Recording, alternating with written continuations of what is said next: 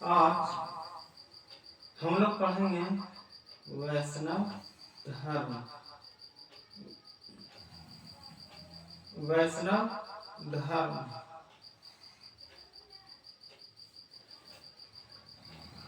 वैष्णव धर्म पूरा का पूरा भगवान विष्णु के अवतारों का वर्णन है।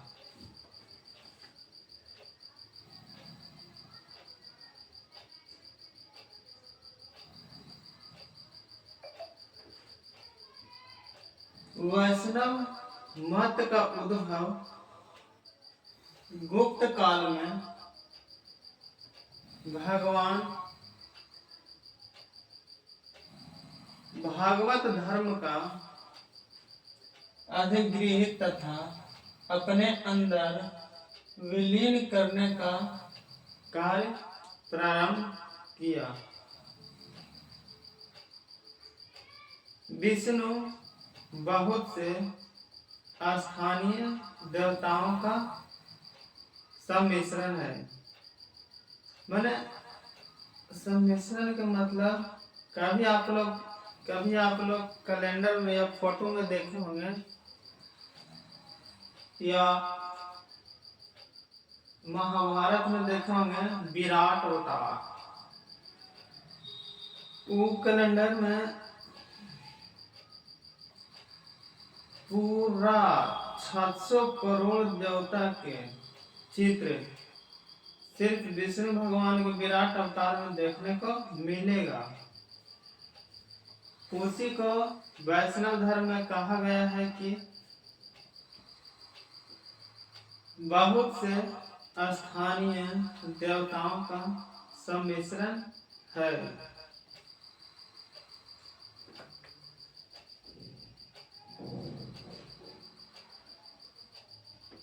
अवतारवाद के सिद्धांत को वैष्णव मत के अंदर लोकप्रिय देवताओं को संयोजित कर और लोकप्रिय बनाया गया। फिर आगे है अवतारवाद।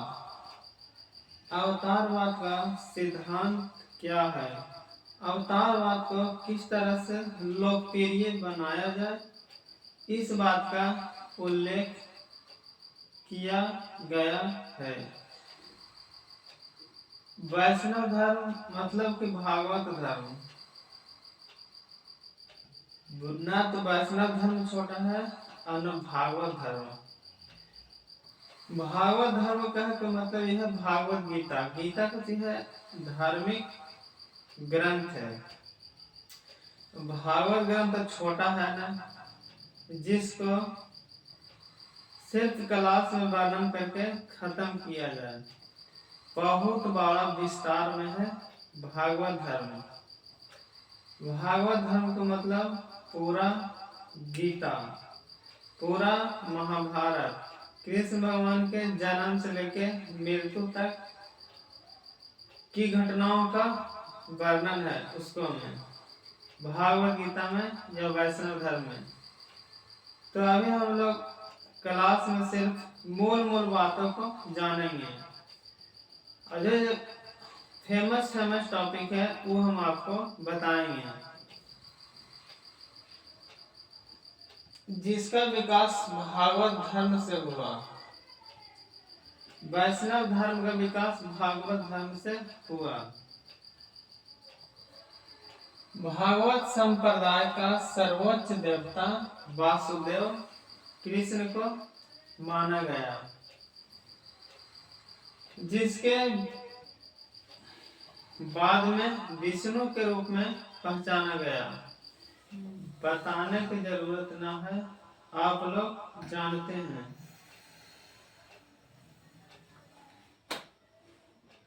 कि विष्णु भगवान कौन है।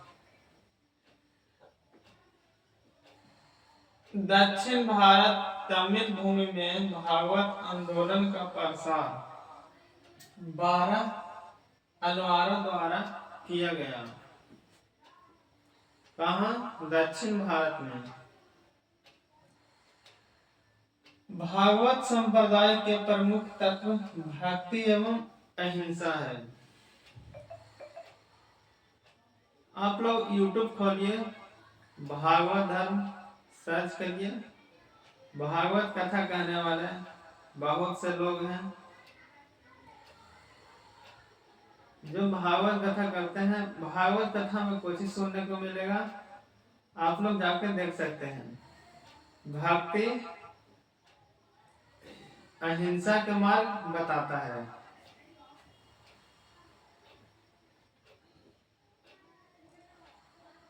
भक्ति का अर्थ क्या है? भक्ति का अर्थ क्या है? भक्ति के अर्थ कौन छोटा बात ना है, फिर भी निष्ठा एवं निवेदन, निष्ठा एवं निवेदन, निष्ठा एवं प्रेम में निवेदन। देखो भक्ति किसको कहते हैं, मोटा मोटी समझिए। जैसे कोई हिंदू धर्म वाला जाता है अपना धर्म के मान्य मंदिर में, मुस्लिम धर्म वाले जाते हैं अपना धर्म को मानने मस्जिद में, तब प्रेम में निष्ठा निवेदन करता है। हाथ जोड़ के हिंदू लोग अपने मंदिर में निवेदन करता है, तो ये भक्ति है। इसको मोटा मोटे तौर पर भक्ति की परिभाषा माना जा सकता है। बाकी भक्ति की परिभाषा बहुत बड़ा है। भक्ति के अर्थ समझना है तो भागवत गीता सुन सकते हैं आप लोग। बाकी प्रेम में निष्ठा और निवेदन मोटा मोटी तौर पे उदाहरण, मोटा मोटे तौर पे परिभाषा या उदाहरण जो भी समझे समझ सकते हैं। फिर मुस्लिम धर्म वाला टोपी लगाता है तो निष्ठा से अपना प्रेम में निवेदन करता है। कोई भी धर्म करता है तो निवेदन करता है। निवेदन का मतलब का प्रार्थना।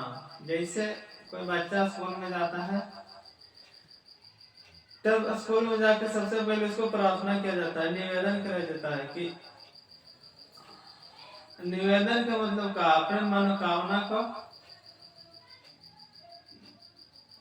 मनोकामना जो होता है उसके लिए निवेदन किया जाता है कि आंतरिक हर इंसान के कुछ न कुछ इच्छा होता है। जे आदमी धरती पर जन्म लेता है उसका कुछ न कुछ इच्छा होता है, तो इच्छा को पूरा करने के लिए इंसान भक्ति के मार्ग पे चलता है या ना चलता है, मगर निवेदन अधिकतर लोग मंदिर में जाकर अपने धर्म को मानने के लिए निवेदन करते हैं। धर्म के स्थल पे जाके या कोई जरूरी भी ना है, अपने मनोकामना को अधिकतर लोग धर्म की जगह पे जाके निवेदन करते हैं कि हमारा मनोकामना पूरा हो जाए। तो कोई मनोकामना मांगता है तो उसको निवेदन कहेंगे। निष्ठा से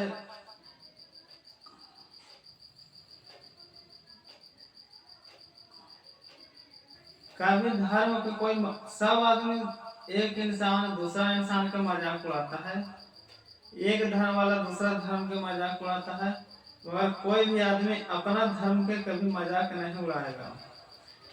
कोई भी मुस्लिम बिना टोपी पहने नमाज ना पढ़ेगा। कोई भी हिंदू मांस मछली खा के मंदिर में नहीं जाएगा। काहे न जाता है? काहे की निष्ठा है। निष्ठा का मतलब कुछ सच्चाई है, खिलवाड़ से दूर। जो खिलवाड़ से दूर हो, मजाक से दूर हो, उसको कहते हैं निष्ठा, भाव, प्रेम। तो धर्म का अर्थ यही है, प्रेम में निष्ठा। ठीक।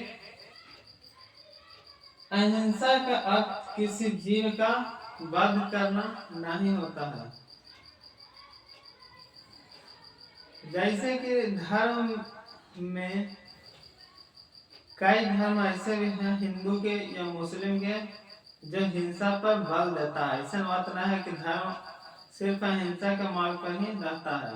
अहिंसा ही अहिंसा के मार्ग ही धर्म है, ऐसा कोई जरूरी ना है। आज भी बलि दिया जाता है जो कि पशु के साथ हिंसा होता है। तो हिंसा धर्म से हट के ना है, बल्कि धर्म में अभी भी जुड़ा है। हालांकि भागवत गीता में ऐसा कोई उल्लेख ना है कि आप हिंसा करिए, पर लोग हिंसा करते हैं। कुछ धर्म ऐसा है जो कहता है कि बलि पे अभी भी जोर दिया है, परंपरा है, कुछ निभाना पड़ता है। बाकी धर्म क्या हिंसा करना नहीं है। फिर भी इधर मानव धरती पर भारत में हो रहा है। अहिंसा बंद होने वाला न है।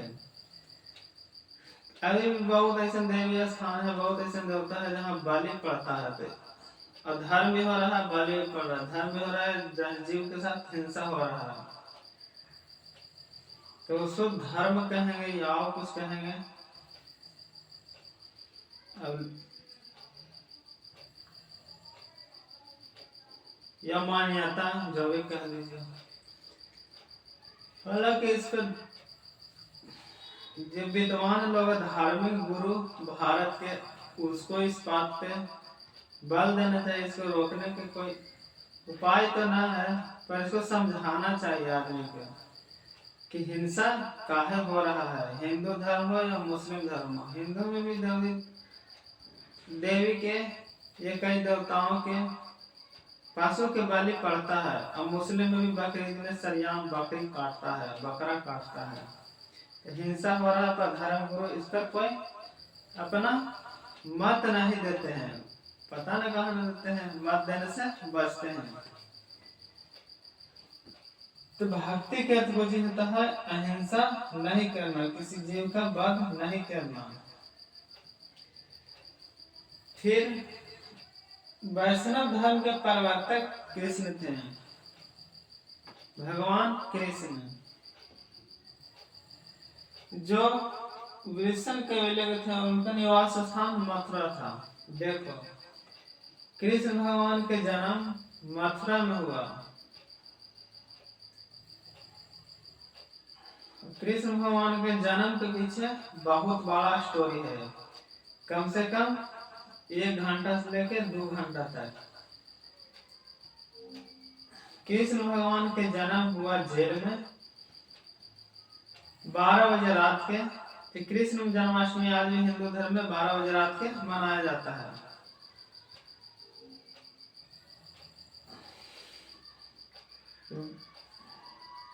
कृष्ण के जन्म से लेकर कहानी यह है, स्टोरी है कि कृष्ण भगवान एवं था कंस, आकाशवाणी हुआ था कि तुमको जन्म लेगा एगो लड़का कृष्ण, देवकी के कोख से, वो तुमको वध करेगा।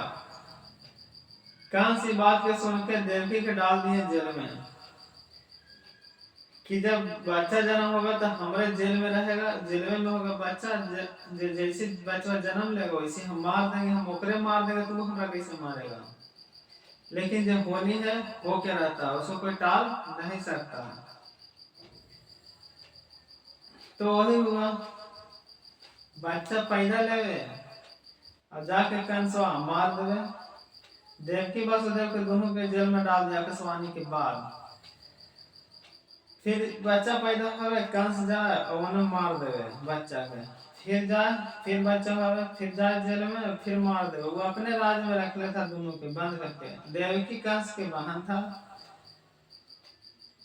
और वासुदेव बहन के अगर पति था कंस के।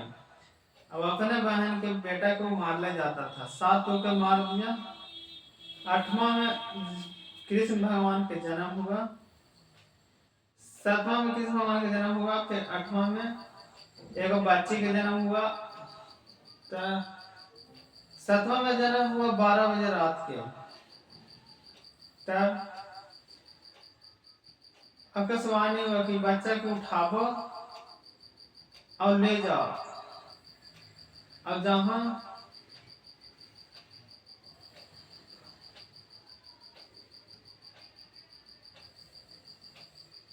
यशोदा का भी जन्म हुआ है, वो वहां पे ले जाके कृष्ण इसको रख दो बच्चा के, वहां से यशोदा का बच्चा जन्म हुआ है, वो बच्चा के लाके यहाँ रख दो। तो वासुदेव जी कह रहे हैं कि सब जेल में बंद है, कैसे हम लेके जाएंगे बच्चा के। भगवान कहे कि सब खुल जाएगा। 12 बजे रात के चेतना पर्दा था, सबके नींद आ गया, सब कोई सुत गया, सब द्वार अपने आप खुल गया। फिर गंगा जी के जमुना जी में हेल के और यशोदा जी के घर गया। जमुना जी में हेले, बहुत अच्छा स्टोरी है, बताते हैं।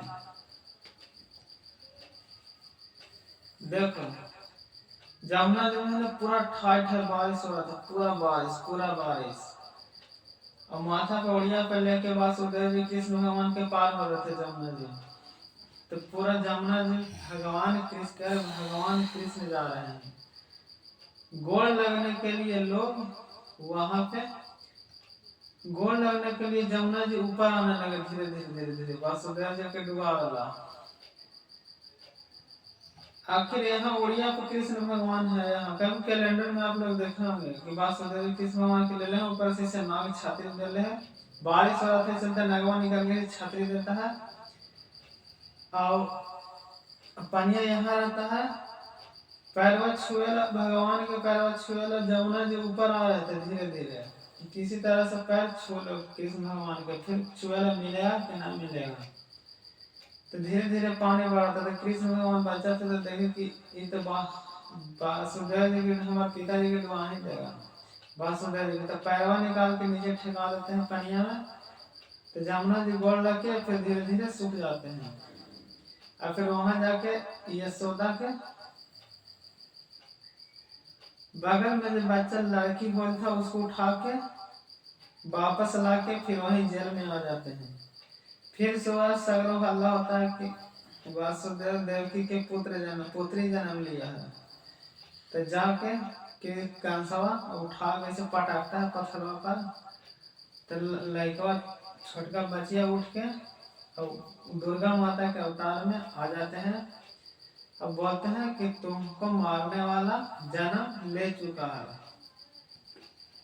यहाँ पर कृष्ण भगवान के जन्म के स्टोरी खत्म होता है, खत्म न होता है इतना कहानी, इस जन्म के स्टोरी है थोड़ा सा। तो वैष्णव धर्म के प्रवर्तक कृष्ण थे, जो जिनका स्थान मथुरा था, जन्म स्थान कृष्ण का उल्लेख सर्वप्रथम छांदोग्य उपनिषद में देवकी पुत्र और अंगिरस के शिष्य के रूप में हुआ। विष्णु के 10 अवतारों का उल्लेख मत्स्य पुराण में मिलता है। विष्णु भगवान के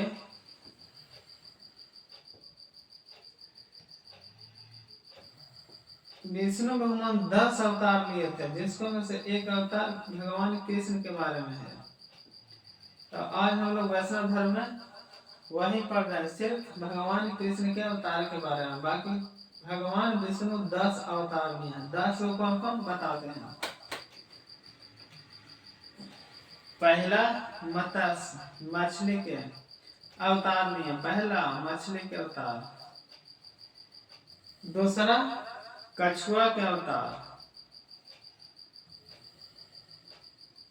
फिर मछली के अवतार जो हुआ वो भी स्टोरी बताएंगे अलग से। फिर दूसरा कछुआ के अवतार, फिर तीसरा बड़ा सुगर के अवतार। कहीं कहीं मूर्ति आप लोग देखिएगा तो ये बड़ा मूर्ति डालेगा तो मुंह पूरा विष्णु भगवान के सुअर के रहेगा, ऐसा मुंह पर पृथ्वी रहता है। तो वो अवतार भी भगवान विष्णु लिए हैं। 3 अवतार हुआ। फिर एक करके हम सब अवतार के बारे में बताएंगे। फिर नरसिंह अवतार, जो दुर्गा पूजा में बैठता है, जो मुंह पूरा शेर के रहता है और हिरण्यकश्यप से पेटवा फाड़े रहता है। 4 अवतार हुआ नरसिंह अवतार। ये अवतार के बारे में भी बताएंगे अलग से। फिर 52 अवतार, 52 अवतार, छोटा होकर 52 रहता है, छाता ले रहता है। और पूरा पगवा से तीनों आकाश पाताल धरती तीनों डग में नाप देता है। तो वो भी भगवान विष्णु के अवतार है। 4 अवतार हुआ। फिर परशुराम अवतार, भगवान परशुराम सारे से मारिएगा आ जाएंगे। फरसा ले रहते हैं 5 गो। फिर राम के अवतार, फिर राम के अवतार के हुआ 7 गो। फिर